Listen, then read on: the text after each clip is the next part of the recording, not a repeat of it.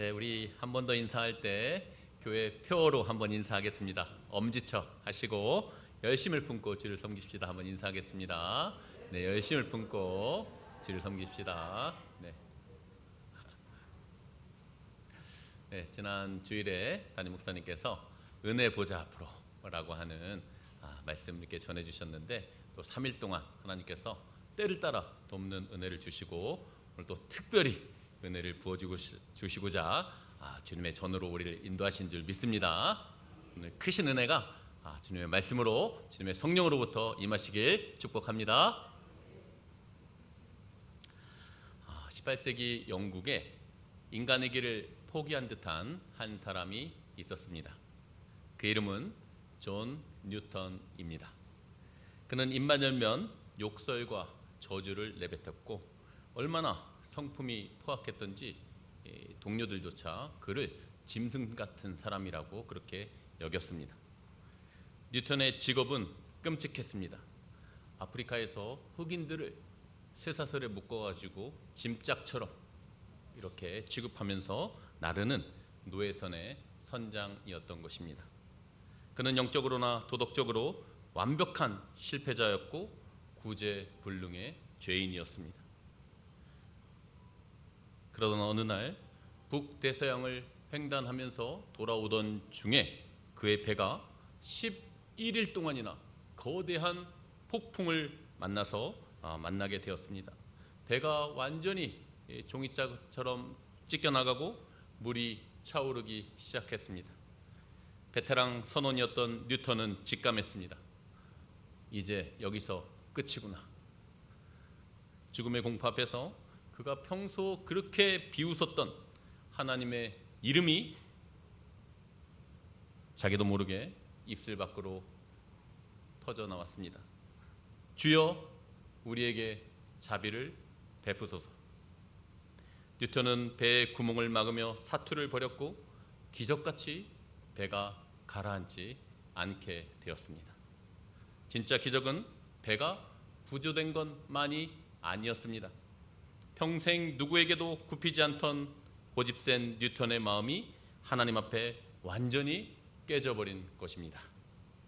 뉴턴은 이후 회심하여 노예선 선장을 그만두고 목회자가 되었습니다. 그는 노년에도 자신의 과거를 생각하며 늘 눈물을 흘렸다고 합니다. 남들은 그를 위대한 목사님이라고 불렀는데 그는 스스로를 이렇게 불렀습니다. 나는 아무것도 아니며 오직 주님만이 나의 모든 것이 되십니다. 우리는 그가 작사한 유명한 찬송가를 잘 알고 있습니다. 뭐죠? 찬송가 305장, 나 같은 죄인 살리신, 영어로 Amazing Grace.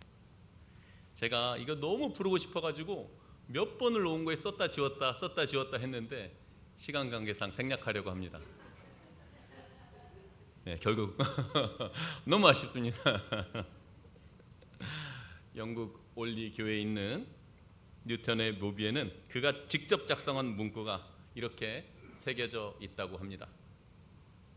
목사 존 뉴턴, 한때 불신자이자 방탕하였으며 아프리카에서 노예상이었으나 우리 구세주 예수 그리스도의 풍성하신 자비로 보존되고 회복되어 용서받았으며 그가 그토록 파괴하려 애썼던 그 믿음을 전파하도록 세움을 입었다.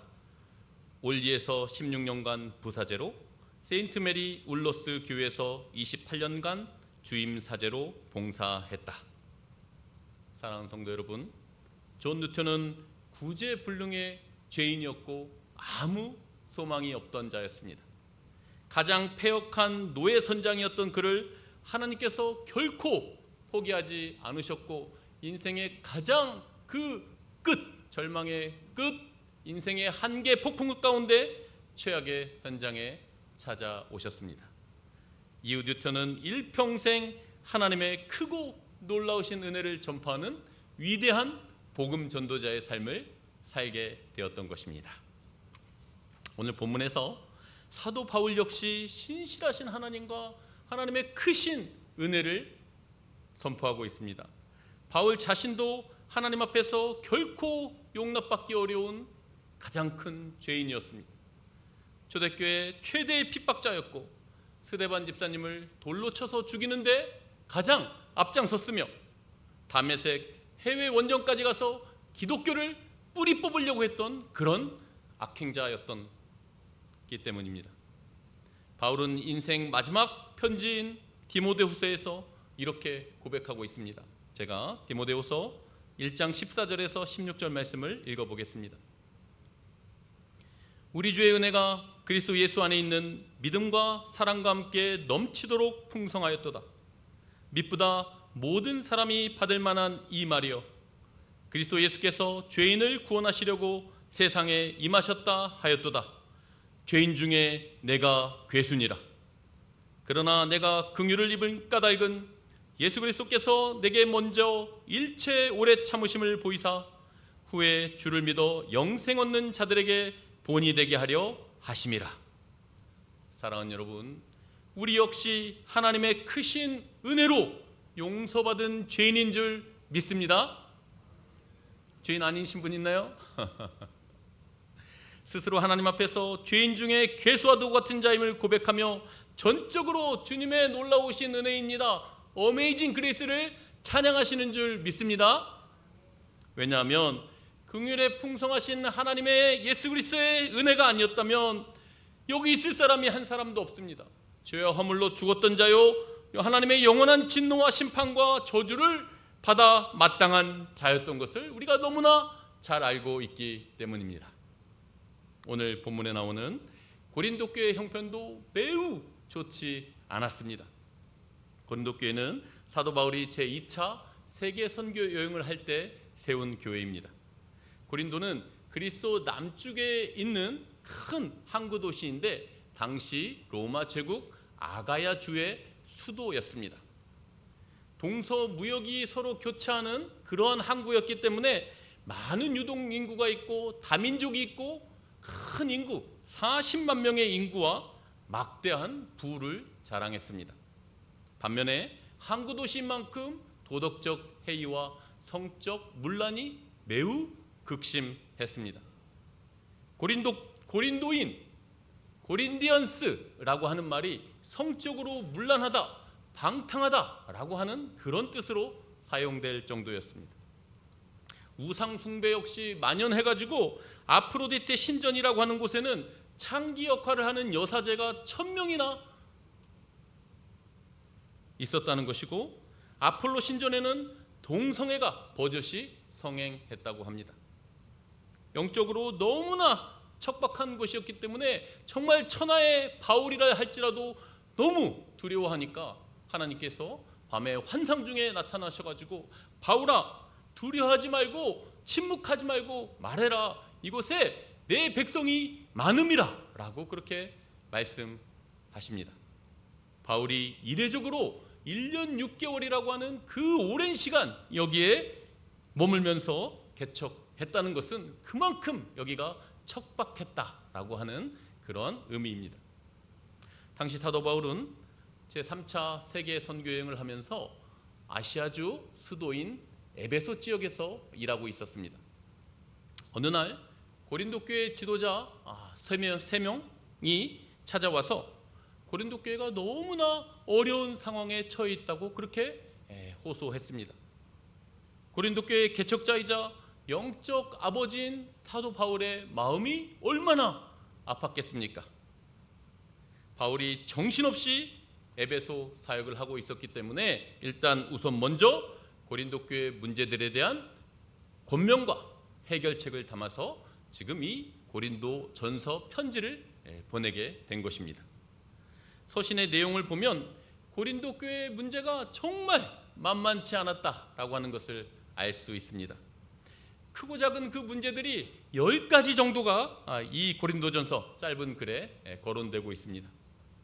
특별히 4개 분파로 나뉘어서 다투는 문제, 성령의 은사 중 방언과 예언 중에 어떤 것이 더 큰 것인가, 또한 우상제물에 바쳐진 음식을 먹을 수 있는가 없는가, 이런 논쟁들이 가장 큰 이슈와 그 논쟁이 되고 있었습니다.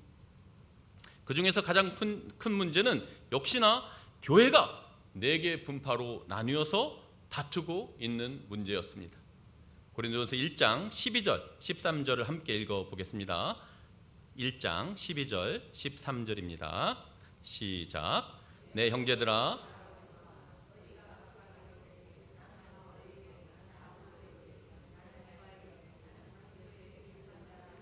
네네, 거기까지 하면 되겠습니다. 그 11절, 12절을 제가 잘못 말씀을 드려서 11절 제가 한번 읽어보겠습니다. 내 형제들아, 글로의 집 편으로 너희에 대한 말이 내게 들리니 곧 너희 가운데 분쟁이 있다는 것이라. 12절 함께 읽죠.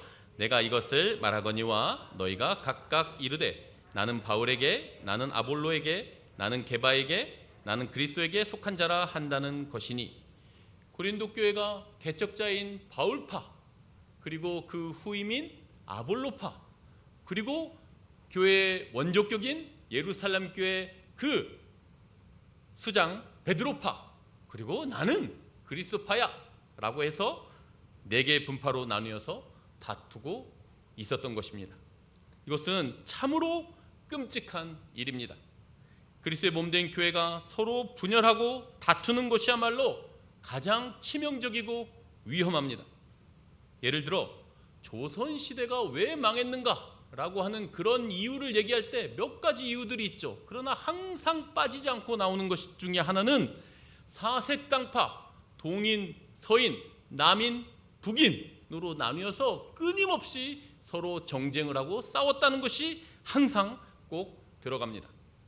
또한 구약의 이스라엘 나라가 망할 때, 로마 제국의 식민지가 될 때 역시 이스라엘 민족이 4개 분파로 나뉘어서 바리새파, 사두개파, 에셈파, 열심당원파 이렇게 민족이 나뉘어 있을 때 완전히 힘이 약화돼서 로마 제국의 식민지가 되었다는 것입니다. 그러므로 지금 고린도 교회가 4개 파로 나뉘어서 분열하고 있는 것은 정말 너무 가슴 아픈 일이었음에 분명합니다. 옛날에 가장 잔인한 형벌 중에 여러분, 양쪽 팔과 양쪽 다리를 수레나 말에게 묶어가지고 이렇게 정말 그야말로 사지를 찢어서 죽이는 벌이 있었습니다. 주로 대역죄인이나 왕권을 위협한 반역자들에게 처해진 가장 끔찍한 극형이었습니다.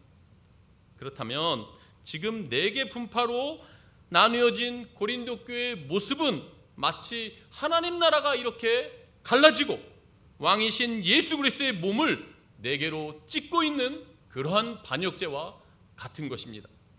그렇기 때문에 저도 이 말씀을 준비하면서 어제와 오늘 참 이렇게 눈물이 많이 났습니다. 종교개혁의 완성자 존 칼빈은 이 부분을 아주 길게 주석했는데 이렇게 마무리를 하고 있습니다. 마지막 부분을 제가 한번 읽어보겠습니다. 이런 이유로 좋은 목회자들은 다음과 같은 목표를 가지고 있다. 즉 그리스도를 섬기고 그들이 모두 함께 그리스도만이 유일하신 통치자이시며 권세와 영광을 누리실 분이시고 그의 군기 아래서 분투한다는 것으로 곧 그분에게만 순종하고 다른 사람들을 그분의 통치를 받도록 그에게로 인도한다는 것이다. 만일 어떤 사람이 만용으로 주인 행세를 하면 그리스도가 아닌 그 자신이 많은 추종자들을 얻게 될 것이다. 그러므로 이것은 모든 악의 근원이며 가장 악한 병폐이고 또 모든 교회의 치명적인 독이 되는 것이다. 교역자들이 그리스도에게보다 자신의 이익을 더 추구하게 될 때 나타나는 현상이다. 한마디로 요약하면 교회의 통일성은 주로 이 한 가지 일에 달렸는데 우리 모두가 그리스도 한 분만을 의지하고 인간은 낮은 자리로 물러나 거기 머물면서 그리스도의 존엄성과 탁월성이 조금도 손상되지 않도록 하는 것이다. 사랑하는 여러분, 교회가 4분 5열로 나뉘어서 다투고 싸우는 것이 모든 악의 근원이며 가장 악한 병폐이고 또 모든 교회의 치명적인 독이 된다고 말하고 있습니다. 제가 잘 아는 목사님 중에 전국을 방방곡곡을 다니면서 세미나와 집회를 인도하는 목사님이 계시는데요. 어느 날 저와 대화를 하는 중에 이런 말씀을 하셨습니다. 자기가 대한민국에 있는 그 수많은 교회들을 다녔는데 안 싸우는 교회가 거의 없다라는 것입니다. 100개 중에 90개 교회는 서로 다투고 싸우고 있다고 말하면서 10개 교회는 자기가 안 가봐서 모르겠다고. 그런데 내가 가본 교회는 다 그렇더라고. 그렇게 얘기를 하셨습니다. 약간의 과장이 있었겠지만 그만큼 심각하다는 것을 강조하는 것이라고 생각합니다. 제가 2004년도에 신학교에 갔는데 역사 신학 교수님께서 이렇게 말씀하셔서 깜짝 놀랐습니다. 우리나라에 많은 교단과 교파가 있는데 특별히 장로 교단만 몇 개가 있을까요? 200개가 넘는다고 하신 거예요. 안 놀라시나요, 여러분은? 또한 자칭 예수라고 하는 사람들이 약 50명에서 100명이 돌아다니고 있다는 거예요. 특별히 대부분 계룡산 근처에서 많이 활동하고 있다고 하셔서 다 함께 웃었던 그 기억이.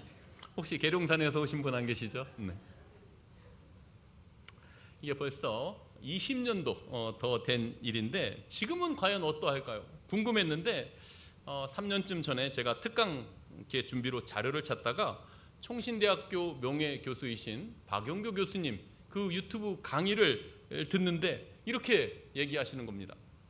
한국교회 안에 분열의 문제가 너무 심각한데 현재 한국의 장로교단만 400개가 넘는다.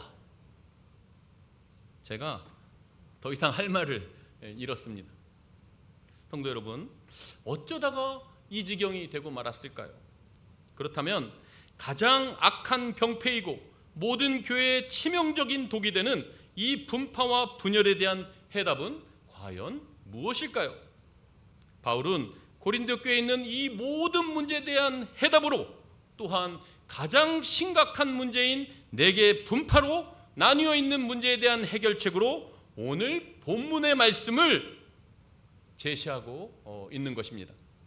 본문 22절과 24절까지 말씀을 함께 교독해서 읽겠습니다. 제가 먼저 22절 읽습니다. 유대인은 표적을 구하고 헬라인은 지혜를 찾으나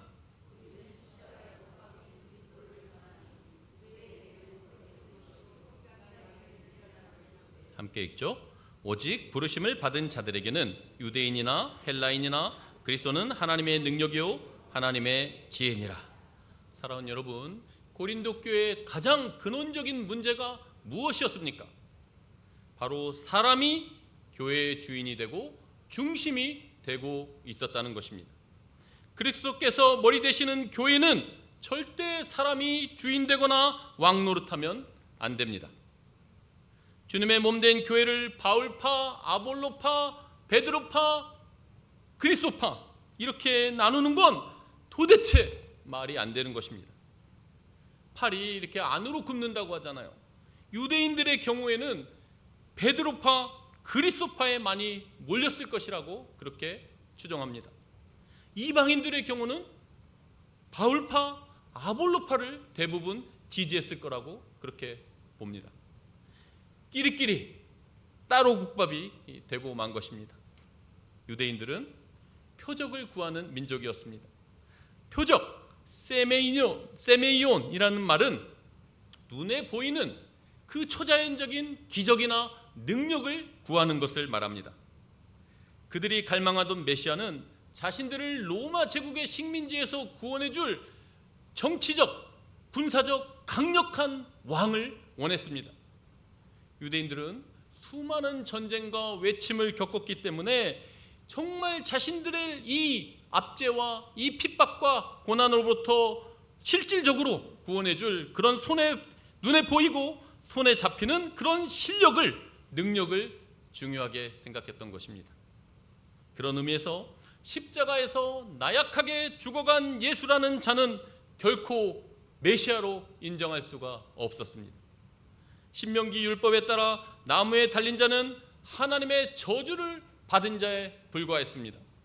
그러므로 십자가에 못 박힌 그리스도는 유대인들에게 거리끼는 것이었습니다. 거리낀다는 것은 짐승을 잡는 덫 또는 발을 걸어 넘어뜨리는 장애물을 말합니다. 십자가에 달려 힘없이 죽은 예수는 자신들이 그토록 기다려온 메시아가 아니라 유대인들이 도저히 받아들일 수 없는 그런 걸림돌이자 장애물이라고 그렇게 여겼던 것입니다. 한편 헬라인들은 지혜를 구하는 민족이었습니다. 고대 그리스 사람들은 약 기원전 5세기에서 4세기에 이르기까지 그 유명한 소크라테스, 플라톤, 아리스토텔레스로 이어지는 그 그리스 문명의 절정기를 누렸습니다. 아테네 직접 민주주의가 등장했고 서양 최초의 대학인 아카데미아를 세웠으며 아리스토텔레스의 경우에는 그 유명한 알렉산더 대왕의 스승이 되어서 그리스가 이제 전 세계 헬라 제국이 되는 그 가장 중요한 역할을 감당했습니다. 그러므로 이들은 지혜 소피아를 가장 최고의 가치로 여겼습니다. 사도행전 17장 21절에 보면은 모든 아테네인데요. 아테네 사람과 거기서 나그네 된 외국인들이 가장 새로운 것을 말하고 듣는 것 외에는 달리 시간을 쓰지 않음이더라 라고 기록되어 있습니다. 헬라인들이 새로운 사상, 철학적 그 담론을 나누는 것에 모든 관심과 열정을 쏟아붓고 있었다는 것입니다. 당시 최고의 지성인이라고 자부하던 헬라인들에게 신이 인간이 되어 내려온다는 것, 또한 비참하게 십자가에서 죽었다라고 하는 것은, 이 이야기는 이성적으로 전혀 받아들일 수가 없었습니다. 십자가에 못 박혀 죽은 예수가 바로 하나님의 참된 지혜로 이 땅에 오신 메시아라고 하는 복음은 헬라인들에게 매우 어리석고 황당한 그러한 미련한 소리로 들렸을 뿐입니다. 사랑하는 성도 여러분, 그렇다면 오늘 우리는 과연 어떠합니까? 유대인들처럼 표적, 힘이나 능력, 눈에 보이는 그런 기적이나 증거를 찾고 있지 않습니까? 한국교회 대부분의 성도들이 새벽 기도회나 금요 기도에 나와서 간절히 기도하는 제목들이 과연 어떤 것일까요? 퀴즈를 내겠습니다. 1번, 하나님의 이름과 영광을 위해서다. 2번, 나와 자녀들이 잘되고 성공하고 복받게 해달라는 것이다. 1번입니까? 2번입니까? 네, 우리 동성교회는 1번이니까 제외하겠습니다. 우리 교회만 제외하고 대부분의 한국교회 성도들이 표적을 구하며 십자가에 못 박힌 그리스도를 거리끼는 걸림돌과 장애물로 여기고 있는 것입니다. 또한 오늘 우리도 헬라인들처럼 지혜, 인간의 지성과 철학과 이성을 찾고 있는 것 아닙니까? 지금 이 시대를 가리켜 절대적 진리가 없다라고 하는 상대적 세계관의 시대라고 말합니다. 인간의 지성과 이성으로 하나님의 말씀, 성경까지도 자신들이 판단하고 재단하고 부정해버립니다. 우리 역시 언제든지 하나님의 뜻보다는 내 뜻과 내 생각과 내 판단을 앞세울 때가 많이 있습니다. 그렇다면 우리 역시 자신의 지혜를 의지하며 십자가에 못 박힌 그리스도를 어리석고 미련하게 여기고 있는 것입니다. 사랑하는 여러분, 올해 1월에 기훈실에서 조사한 한국교회 개신교 신뢰도 조사 결과가 2월 말에 얼마 전에 발표되었습니다. 너무 충격적인 결과에 깜짝 놀라게 됩니다. 개신교 교회를 신뢰한다는 응답이 19%이고 신뢰하지 않는다는 응답이 무려 75.4%입니다. 무응답까지 포함하면 우리나라 국민들 10명 중 8명이 교회를 신뢰하지 못하고 있다는 그런 대답입니다. 가장 신뢰하는 종교를 물은 결과에서도 카톨릭과 개신교는 카톨릭과 불교에 뒤져 꼴찌를 차지했습니다. 카톨릭을 꼽은 사람은 25.3%, 불교를 꼽은 사람은 24.4%였는데 개신교 교회를 꼽은 사람은 13.6%에 불과했습니다. 카톨릭과 불교가 2023년 조사에 비해서 4%, 9% 상승, 증가한 반면에 개신교는 3% 하락했습니다. 그렇다면 우리가 더 이상 코로나를 핑계댈 수 없다는 것이죠. 왜냐하면 다른 종교들의 신뢰도는 오히려 올라가고 있는데 우리 교회가 떨어지고 있는 게 코로나 때문이다. 이것은 그냥 변명의 핑계에 불과하다라고 하는 것을 알 수 있는 것입니다. 한국교회를 신뢰하지 못하는 가장 큰 이유로는 공공의 이익보다 교회 이익을 우선으로 하는 것, 자기 교회만 위한다는 것이죠. 타종교에 대한 배타적인 태도를 가지고 있다는 점, 불투명한 재정 운영 등이 차지했습니다. 특별히 이번 조사에서 눈에 띄는 점은, 지적하고 있는 점은 한국교회에 대한 정치적, 이념적 이미지에 대한 그런 결과입니다. 응답자의 절반 가까운 47.1%가 한국교회를 극우적이라고 평가했습니다.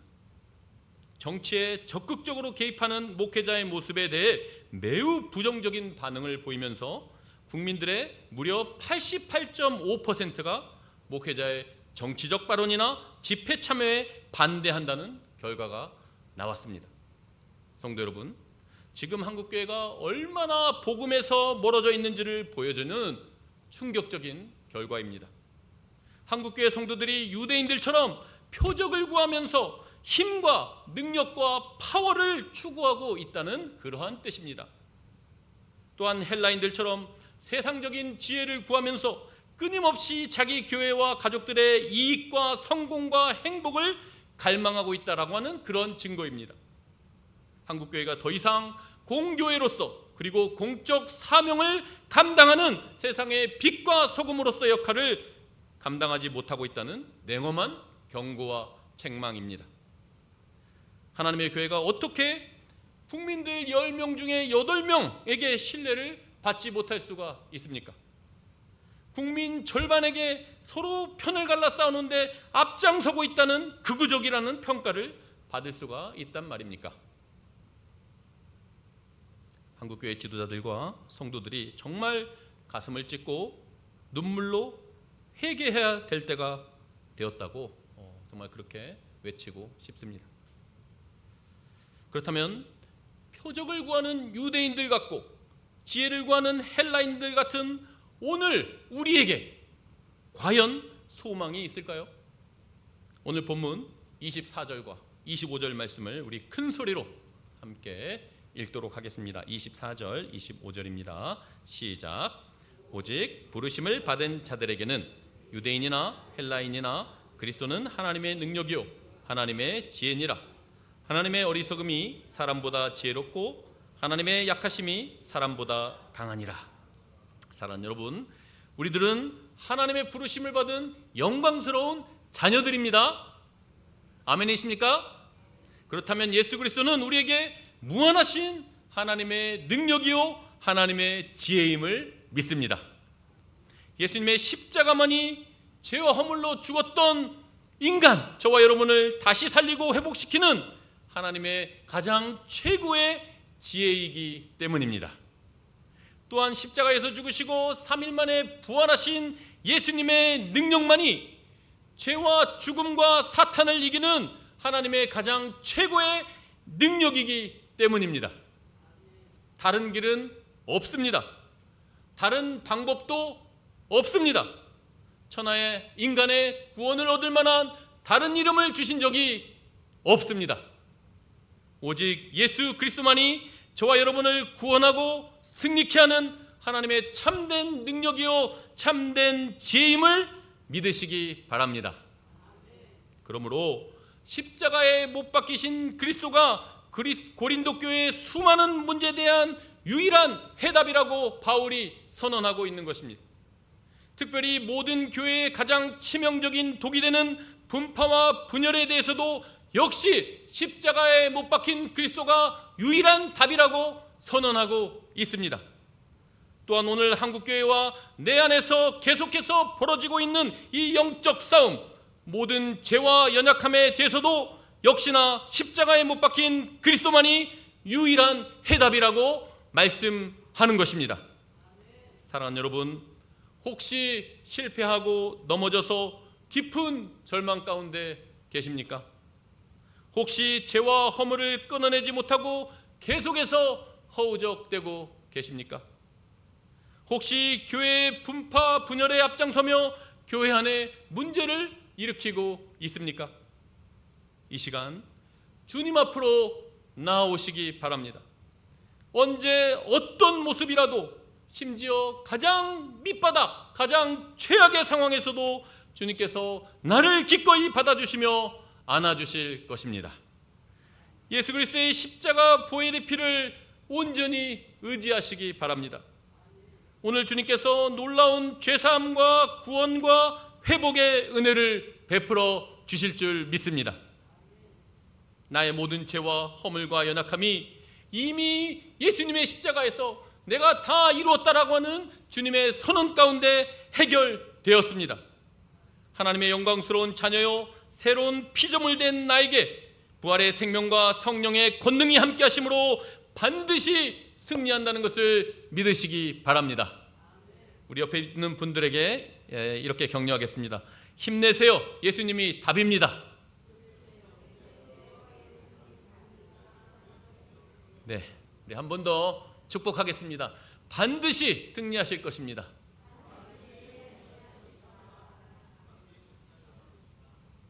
이제 말씀을 맺고 정리하겠습니다. 칼빈은 그의 대표적인 기독교 강요 마지막 제4권 교회론 제1장에서 고린도 교회를 예를 들어 이렇게 설명합니다. 제가 한번 읽어 볼 테니 잘 들어보시기 바랍니다. 고린도 사람들 가운데 적잖은 수의 사람들이 길을 잃고 헤맸다. 실상 거의 몸 전체가 파멸되는 일이 벌어졌다. 단지 한 종류의 죄만이 아니라 여러 죄가 있었다. 그것들은 결코 사소한 오류들이 아니었다. 그들은 놀랄만한 어떤 범죄들을 저질렀다. 그들의 부패는 단지 품행에만 관계되는 것이 아니라 교리에 관계되는 것이었다. 거룩한 사도는 하늘의 성령의 도구로서 자기의 증언으로 교회가 서고 넘어지는 바 어떻게 해서 이를 대처하는가? 그는 고린도 사람들로부터 따로 떨어져 있을 길을 모색하는가?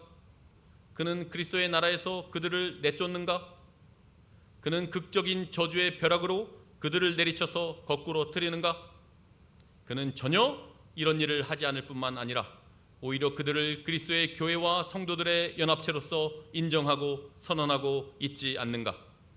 고린도 사람들 사이에는 격렬한 분쟁과 분파와 시기가 있었다. 그들 가운데는 욕정과 함께 논쟁과 소송이 싹트고 있었고 심지어 이방인들도 역겨워할 범죄가 공공연히 승인되었다. 그들이 아버지와 같이 존중해야 했을 바울의 이름이 무례히 수치를 당하였다. 어떤 자들은 죽은 자들의 부활을 조롱거리로 삼았으며 전체 복음을 파멸시켜 폐허가 되게 하였다. 하나님이 값없이 베푸시는 은사들이 사랑이 아니라 야망을 섬겼다. 많은 것들이 품위도 없고 질서도 없이 행해졌다. 그럼에도 불구하고 그들 가운데는 교회가 있었다. 왜냐하면 말씀과 성례의 사역이 그곳에서 배척당하지 않고 남아 있었기 때문이다. 마지막 부분이 너무 중요하기 때문에 제가 한 번 더 읽어보겠습니다. 그럼에도 불구하고 그들 가운데는 교회가 있었다. 왜냐하면 말씀과 성례의 사역이 그곳에서 배척당하지 않고 남아 있었기 때문이다. 사랑하는 성도 여러분, 고린도전서를 시작하면서 1장 2절에 바울은 고린도에 있는 하나님의 교회라고 그렇게 부르고 있습니다. 고린도 교인들을 향해서 그리스도 안에서 거룩하여지고 성도로 부르심을 받은 자들이라고 선언하고 있습니다. 지금 비록 문제가 많고 실패투성이고 아주 별 볼 일 없지만 장차 예수 그리스도의 날에 책망할 것이 없는 자로 끝까지 견고하게 세우실 거라고 말씀하고 있습니다. 이것이 바로 교회인 줄 믿으시기 바랍니다. 이것이 바로 하나님 아버지의 영원하시고 완전하신 사랑입니다. 하나님께서 지금 절체절명의 위기에 놓인 한국교회와 저와 여러분을 향해서도 그 무엇도 끊을 수 없는 그 사랑과 긍휼의 눈으로 바라보고 계시는 줄 믿습니다. 십자가에 못 박히신 그리스도께서 결코 저와 여러분을 포기하지 않습니다. 임마누엘의 하나님께서 능력의 팔로 나를 붙드시고 인도하심으로 위대한 하나님의 교회와 성도들로 굳건하게 세우실 줄 믿으시기 바랍니다. 사랑하는 여러분, 내 지혜를 버리고 하나님의 지혜를 붙드시기 바랍니다. 내 힘과 능력을 의지하지 말고 전능하신 하나님의 능력을 의지하시기 바랍니다. 내 뜻과 성공과 행복을 앞세우지 말고 먼저 하나님의 나라와 의를 구하시기 바랍니다. 말세지말 험난한 시대입니다. 악한 영들의 공격이 정말 중동의 미사일처럼 쏟아지고 있는 이때입니다. 정말 한국교회와 우리의 삶에 하나님의 최고의 지혜와 능력이신 십자가에 못 박히신 그리스도 복음의 은총과 승리가 우리의 삶에 충만하게 임하시길 주님의 이름으로 축복합니다. 아멘. 기도하시겠습니다. 하나님 아버지, 참으로 감사하고 정말 존 뉴턴이 찬양했던 것처럼 Amazing Grace, 나 같은 죄인 살리신 주님의 은혜 놀라워